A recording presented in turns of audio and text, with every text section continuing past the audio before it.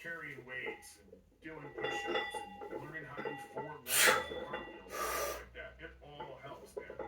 And our blueprint at London Junior High of making average dudes amazing is, I think, as good as you can in a smaller school.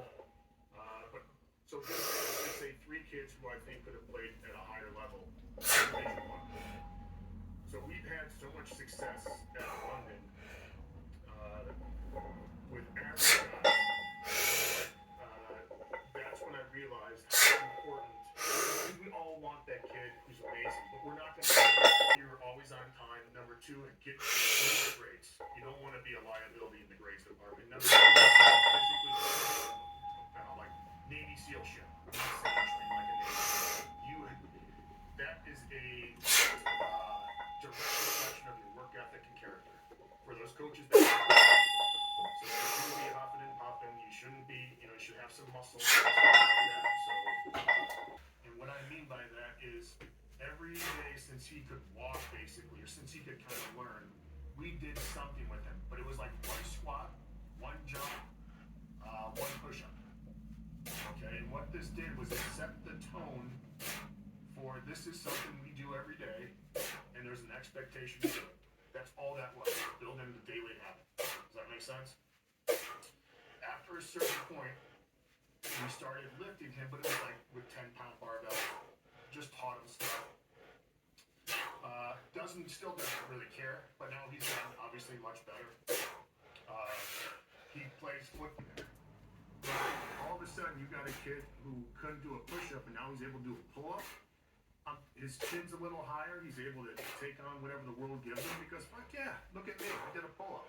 And Mike Miller, we talked about Mike Miller. He trained a lot of normal people. You know what he found?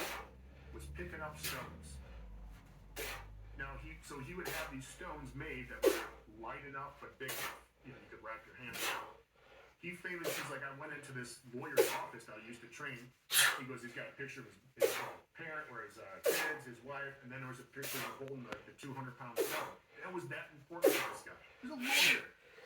And he's like, whatever, but you learn boundaries and barriers and codependency. You learn how to spot red flags, so you see the emotional dysregulation, and then you see where it comes from, and you can spot it. And that's one of the reasons I wouldn't be married to who I am right now if I didn't have that ability to be like, oh, that's something special right there. Yes. But all of that led to a better decision that impacted my life, my kid's life, and it's that butterfly effect.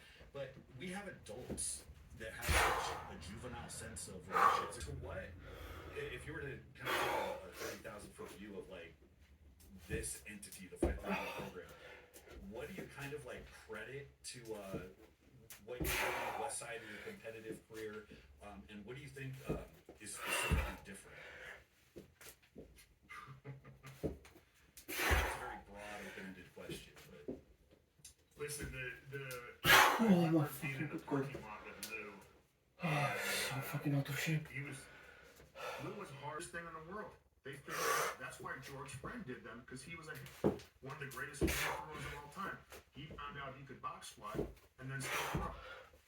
And you talk about all this stuff coming full circle. Now in London, Ohio, I figured it out. Like, listen, we keep this kind of low here. As long as the bar speed is fast and everything is sharp, we're